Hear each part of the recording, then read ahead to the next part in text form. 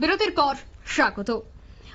কালবৈশাখীর ঝড় শুরু হয়ে গেছে। বৈশাখ মাস মানে কালবৈশাখীর ঝড়, আর সেই কালবৈশাখীর ঝড়ে এবার লণ্ডভণ্ড হলো বিশালগড়ের পূর্ব লক্ষ্মীবিল।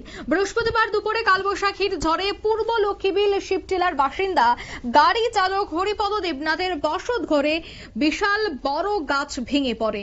আর ওই সময় হরিপদ দেবনাথের স্ত্রী এবং মেয়ে ঘরেই ছিল। তারা অল্পেতে রক্ষা পায়। তবে এই ঘরটি ছাড়া গাড়ি চালক হরিপদের আর মাথা গোজার ঠাঁই নেই। প্রশাসন এবং স্থানীয় বিধায়কের সাহায্য ছাড়া এই পরিবারটি একেবারে অচল বলেই জানাচ্ছেন তারা। অর্থাৎ কালবৈশাখীর ঝড়ে কিন্তু একেবারে লণ্ডভণ্ড হয়ে যায় বিশালগড়ের পূর্ব লক্ষ্মীবিল, যেখানে দেখা যায় যে শিবটিলার বাসিন্দা গাড়ি চালক হরিপদ দেবনাথের যে বসত ঘরটি ছিল টিনের, সেই বসত ঘরের উপরে বিশাল আকারের এই গাছটি ভেঙে পড়ে।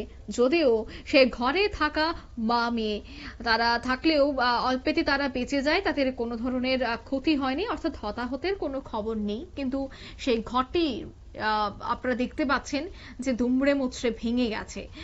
কি বলছেন তারা শোনাচ্ছে।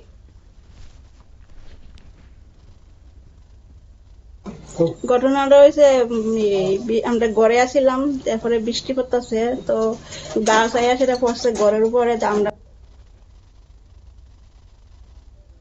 মা মেয়ে আসছিলাম, ঘরে তো চিল্লাফাল্লা করতেছি।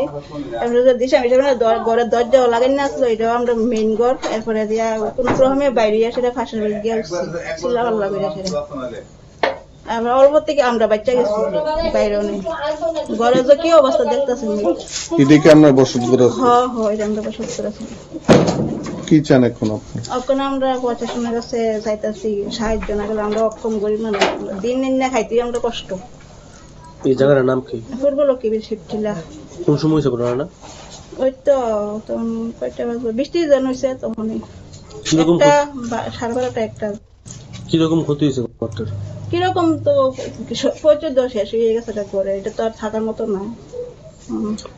মানে একটি ঘর আপনারা এই ঘরটাতে থাকেন? হয়, এই ঘরটা। আপনার স্বামী কি করে? স্বামী গাড়ি চালা, পরের গাড়ি চালা। আপনারা শুনলেন তাদের বক্তব্য। কালবৈশাখীর তাণ্ডব, গাছ পরের রীতিমতো ক্ষতিগ্রস্ত হয় বসত ঘর।